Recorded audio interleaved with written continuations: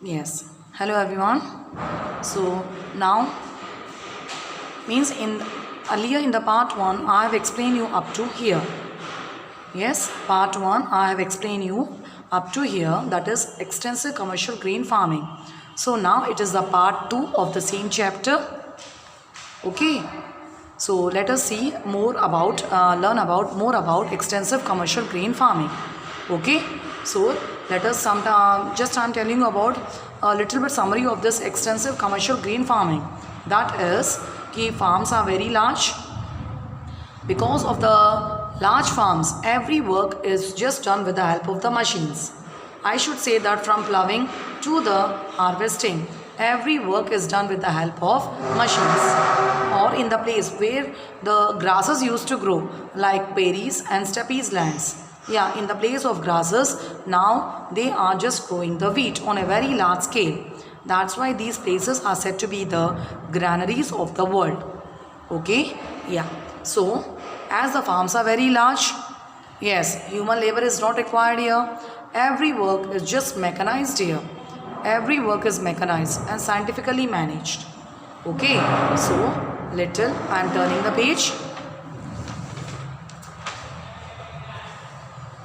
Yes, human labor is employed per farm. Yes, human labor is required, it is employed. Yes, but every work which from ploughing to harvesting is done by machines. Every work. Or some machines are given you here which they are doing the cultivation work. That is tractors, levelers, seed drills and combine harvesters that reap, thrash, winnowing. All this means they used to just sow the seeds also with the help of machines, plow also with the help of machines, winnowing also is done with the help of the machines, and even they used to just sack the grain. Even they used to just pack the grains also. Even this work is also done by the help of the machines. So we should say that this type of agriculture is therefore known as very beneficial, or we can say as capital intensive. We can say capital intensive. So in the picture you can see how the farms are very large, and by the help of the machines only the work can be done. Okay. So let's see what are the types of crops that are grown. Wheat is the main crop, and it is of two varieties. Wheat is the main crop which is grown here in the steppes or in the downs. So let's see here, wheat is the main crop which is grown here, and this wheat is also of two varieties. One variety is spring variety, one is winter variety. Okay, so it is a crop specially that allows a large surplus of commercial trade. So other seeds are also grown like flake, soya beans are grown in rotation. Okay. So to ensure soil fertility, because already we have discussed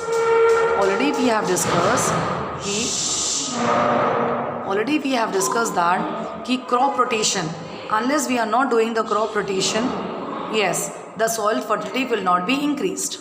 Okay, so what the farmers also used to do here, crop rotation. Yes, they used to change the crops according to the seasons. So barley, oats, rye and corn may be grown along with the sugar beets and vegetables. Means every type of crops are grown, and they are just grown in the very mixing manner. Close attention is given to plant selections. Yeah, very keen attention, close attention, keen attention, proper attention. And pesticides used to tackle pests and diseases. Chemical fertilizers are also used in large quantities here to ensuring the good yield. Yield means good production. Peoples are also using the chemical fertilizers. Yields may be low per hectare, but yields per farm are very high. Yes, yields may be low per hectare. From the per hectare, the production can be less. But yield per farm, we are talking about the per farm, are very high because of the large size of the farms. Okay, so this was about some main factors, main points about extensive substantial agriculture, which the work is done with the help of machines only and only with the machines. Now comes the dairy farming. I think dairy farming, so everybody know what is dairy farming. Dairy farming involves the raising of animals. Yeah, we are just domesticating some animals. We are just rearing some animals for only for the milk and milk products. Only for the milk and milk products like cream, butter, condensed milk and cheese. Okay, so I think these are also very profitable. Yes, so that's why people used to rear it. Dairy farming is practiced. Let's see where it is practiced. It is practiced in a dairy farms in temperate lands. In temperate land it is practiced to meet the large international demand for dairy products. Yeah, this job is also very nice. Yeah, people just have a lot of demand by this.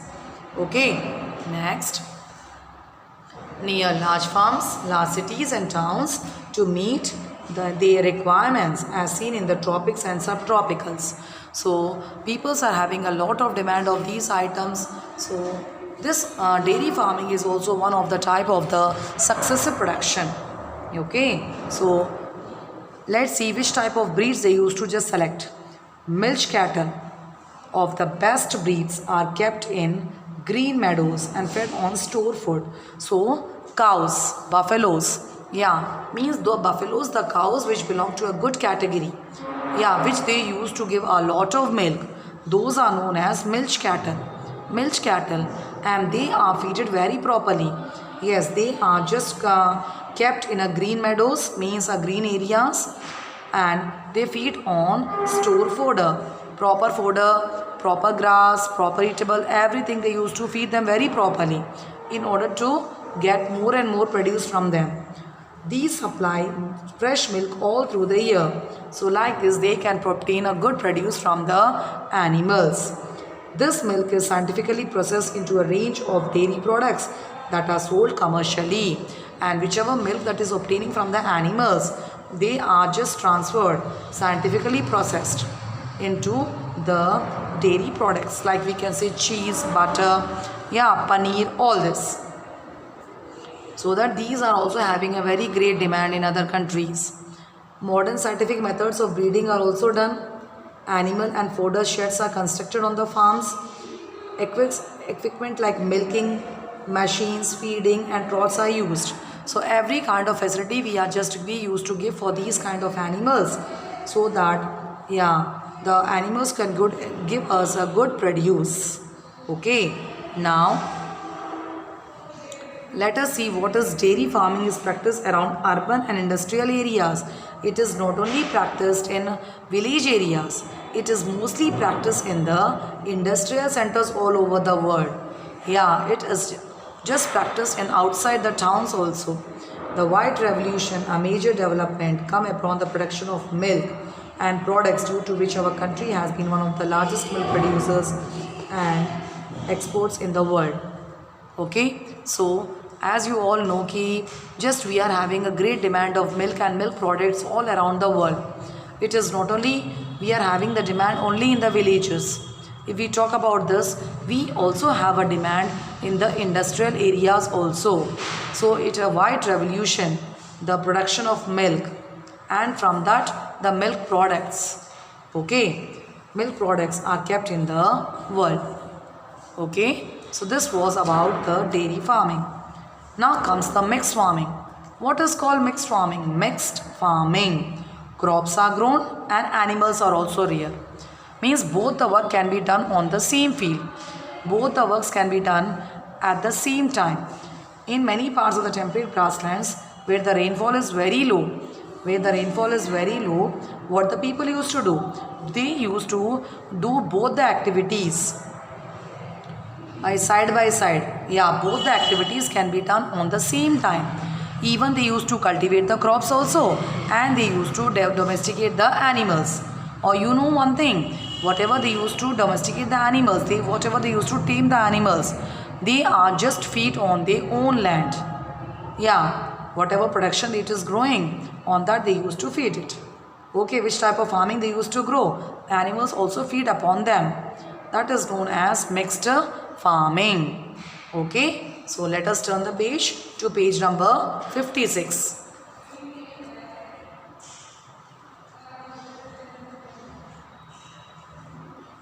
Yes, now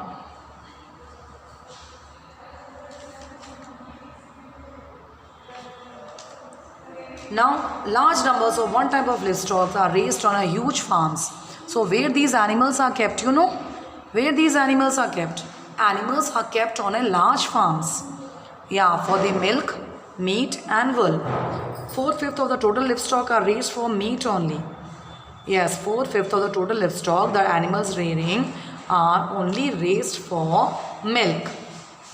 Good strains and improved breeds of cattle, sheep, hogs, poultry and horses are reared for natural pastures and store fodder.